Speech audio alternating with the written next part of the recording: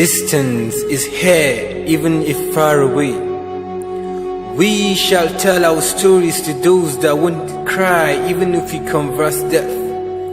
Our remnants are not for the ancestors that brought us here, but ourselves that have agreed to be sold as colonists.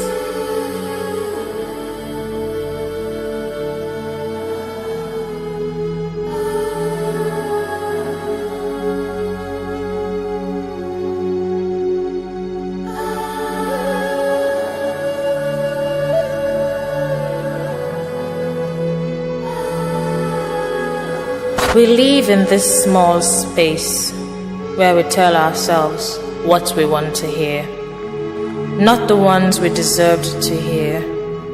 For in every passing day, we retard in progression, but still laugh as though nothing worries us.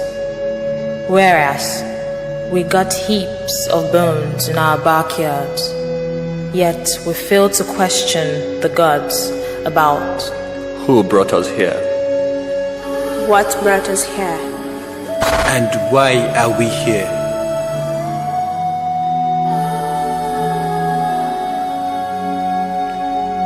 I know how much we are our own story if told by us. Who's to blame about these streets now turned abattoirs to beautiful dreams dreamt, and the eyes of the moon that lit us whole? Or the youths that now hug their dreams as sachet water, with little or no hopes about what the next day holds. Should we continue to be gapped in the beats that shreds us, or go our separate ways to seek a God that will answer us? I fear we might not ever find a God with a heart as pure as my sins. For I grew in this nation where we sleep and wake with gods in our pockets. Yet our prayers have semblance with our sins. We shoot our hopes so high into sky that we believed our problems are solved even before they left us. in this nation.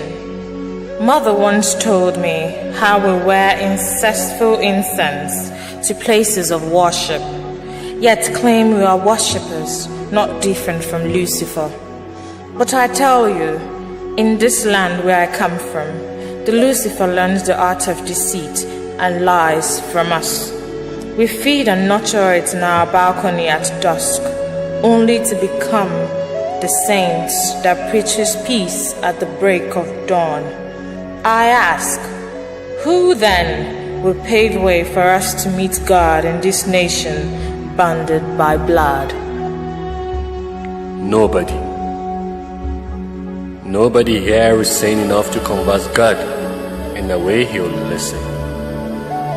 We're a nation enmeshed in wealth, but still pride ourselves in painful penury. Not only for the treasury that can no longer send our children to school or pay for their meals, but also of our depleted souls seeking God in a place of sodomy. Who then do we run to at this time of the day when the night is far gone into the night and not a single star wishes to shine down on us? It's like our path to hell is already defined. No number of our tears can cleanse this land clean, for we brought this upon ourselves when we left our homes to a growing flame, ran to the next door as though we were the Messiah that needed. Now we must be quenched of the roaring flame swelling on our heads. Else we will plague not just us alone, but the ancestors too. Your tears tear me apart, and I fear these tales you all speak at the twilight of your age aren't worthy testaments of a land as this.